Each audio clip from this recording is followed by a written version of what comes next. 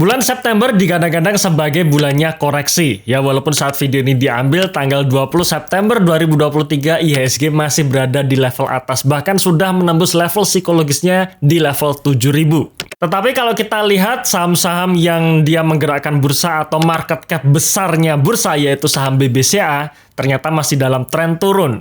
Kemudian kita juga lihat saingannya BBCA, yaitu BBRI, saham dengan market cap terbesar nomor 2 di bursa pun itu juga masih mengalami fase downtrend atau menurun.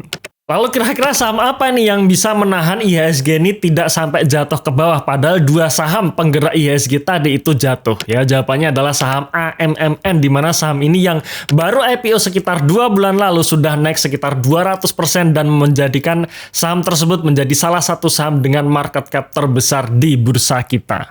Artinya apa? Walaupun IHSG masih di level atas, tapi kalau kita tidak megang saham-saham seperti AMMN ini ataupun saham energi yang lainnya seperti BRPT, TPIA, dan sebagainya, maka sudah pasti kita dalam posisi nyangkut. Apalagi kalau kita pegang saham-saham sektor consumer goods, saham SIDO misalkan, atau saham ICBP, atau mungkin saham-saham di sektor properti, BSDE, PWON, itu semua mengalami fase downtrend. Tapi jangan khawatir kawan-kawan sekalian ya, kalaupun misalkan posisi Anda nyangkut di saham yang benar, biasanya tidak lama lagi harga saham itu pun juga akan rebound. Saya contohkan saham saya sendiri, di mana sekitar 4 bulan lalu saya men-sharingkan salah satu saham yang miliki, di mana saat itu posisi saya nyangkut 30%. Jadi benar-benar nyangkut 30%.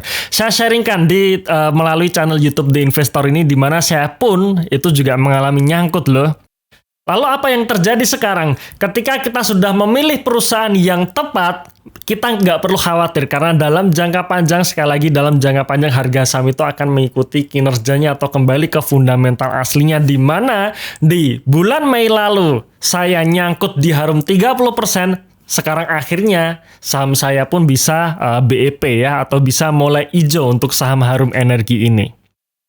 Saya juga ingin men-sharingkan salah satu saham yang akhirnya mencetak satu bagger di tahun 2023 ini, yaitu saham MAPA, di mana saham MAPA ini juga pernah saya sharingkan ke teman-teman di awal tahun kemarin ya. Apakah saham MAPA kenaikan 100% ini terjadi dalam hanya waktu 2 bulan atau 3 bulan seperti AMMN? Jawabannya tidak. Saya membeli saham MAPA pada bulan Agustus tahun lalu, di mana saya cukup pucuk, saya membeli cukup di harga yang cukup tinggi di sekitar level 330-an ya, stock split adjusted ya. Tahun kemarin MAPA belum stock split.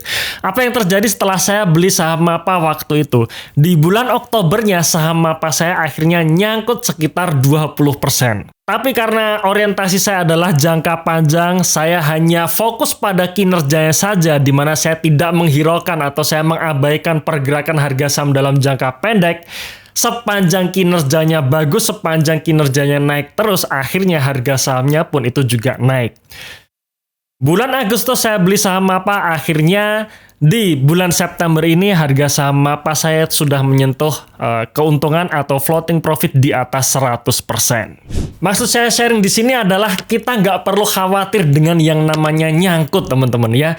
Sepanjang kita di bursa, maka sepanjang itu pula lah kita akan merasakan yang namanya nyangkut. Sejak tahun 2011 sampai sekarang saya tidak pernah menemui di mana portofolio saya semua saham-saham saya hijau semua, itu tidak pernah terjadi. Pasti akan ada yang nyangkut untuk sementara waktu dan juga ada yang naik. Maka ketika kita nyangkut, hal yang perlu kita lakukan adalah yang pertama, kita benahi dulu mindset kita. Apakah kita sedang trading atau kita sedang investing? Saya sarankan buat kawan-kawan yang memang sibuk, nggak punya waktu, nggak bisa memantau market harian, nggak perlu trading.